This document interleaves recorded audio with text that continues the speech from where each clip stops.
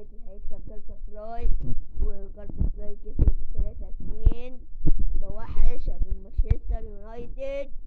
ضعف مانشستر يونايتد اخر المجموعة كنا متوقعين، وصفر نقاط كنا متوقعين انه هيتأهل مع مع مع بايرن.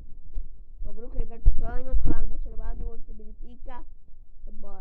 قلت انتر ميلان هيكسب بنفيكا، وده التوقع الصحيح وحصل.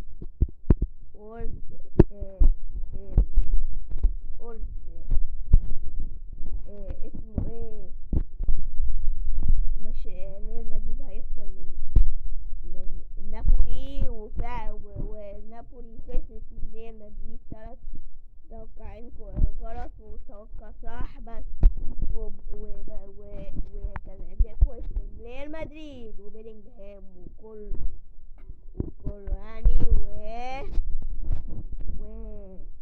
وارسنال خسر 2-1 يا ابني، وبايرن كسب 2-1 يا ابني. توقعات النهارده بقى، بايرن مانشستر سيتي هيكسب رايزك 2-1، وبرشلونة هيكسب في دوري ابطال اوروبا. اسمه ايه ده، الفريق البرتغالي 2-1 هيكسبوا بصعوبة البرتغالي ده يعني.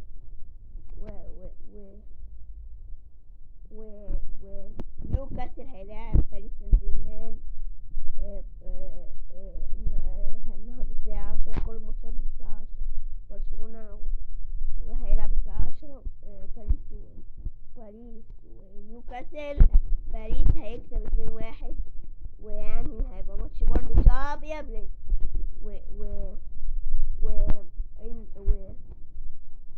وبروسيا دورتموند ونيو اي سي ميلان هيكسب باي سي ميلان 2-1 في مجموعة باريس ونيوكاسل. كلهم الساعة 10 الماتشات دي يا برنس. دول اهم الماتشات يا برنس، دول اهم الماتشات اللي هيبقى النهارده، وتوقعاتها